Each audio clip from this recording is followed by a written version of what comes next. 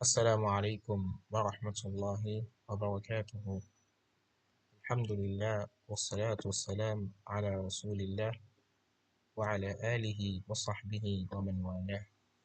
So, inshallah, today we are beginning with one of the most important chapters that we have in um, like the study of fiqh.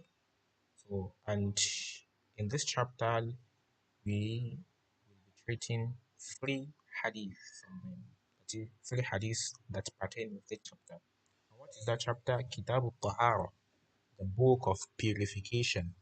So let's look into three hadith that teach about purification. So the first hadith we will look into is this hadith on the screen.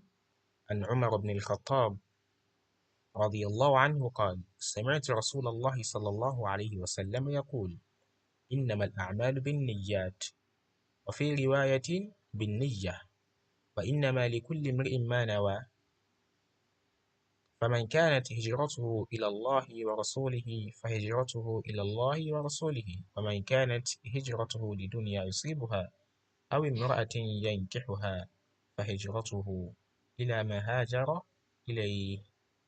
So, the first hadith, it is narrated by the leader of the believers, Amir al-Mu'mineen, Umar ibn al-Khattab.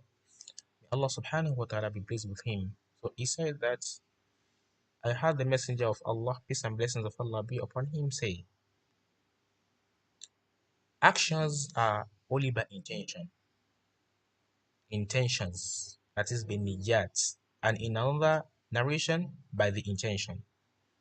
And every person shall have only what he intended. So whoever's migration was for Allah and His Messenger, then his migration was truly for Allah and His Messenger. And whoever's migration was for some worldly things that he might gain, or for a woman to marry, then his migration was for whatever he migrated for. So, an-niyya, niyya means al-qasd wal-azm ala shay, having a firm intention and resolve in the heart.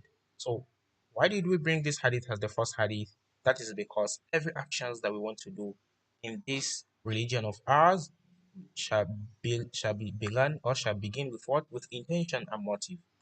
Because every action rather, shall be judged according to our motives and intentions. Now, the second hadith here is hadith of Abu Hurairah radiallahu anhu قال: قال رسول الله صلى الله عليه وسلم: لا يقبل الله صلاة أحدكم إذا أحدث حتى يتوضأ.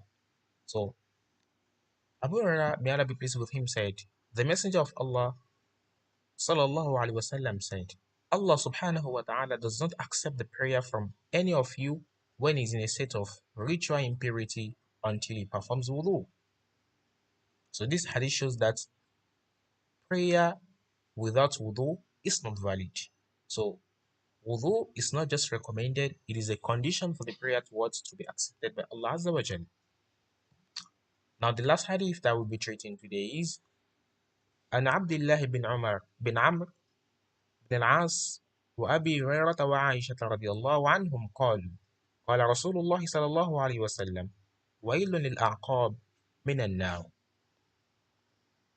So from these narrators, firstly from Abdullah bin Umar bin Amr rather bin As, also from Abu Hurairah, also from Aisha, may Allah subhanahu wa ta'ala be pleased with them all.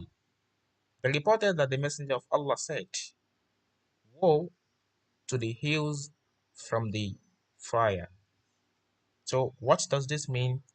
First of all, let's look at some keywords there. The first word in this hadith is al-wail. The word wail, woe. It means that al-adhab wal-hilak, that is punishment and destructions from Allah Azza wa Jalla. Also the word aqab. Aqab is jam'u, that is plural for aqab, which means the heels, that is the back part of the foot. Now, The meaning of the hadith at whole, so it means that we should always wash carefully and make sure that water reaches every part of the feet, because whoever or who fails towards to wash carefully or just make ablution as he or she wishes, or rush during the ablution to the extent that the ablution is incomplete, that means the prayer will also be rejected, and also the person will be punished by Allah Azza wa Jal. So these are the three hadith that we'll be treating in this slide. Wassalamu alaikum wa rahmatullahi wa barakatuh.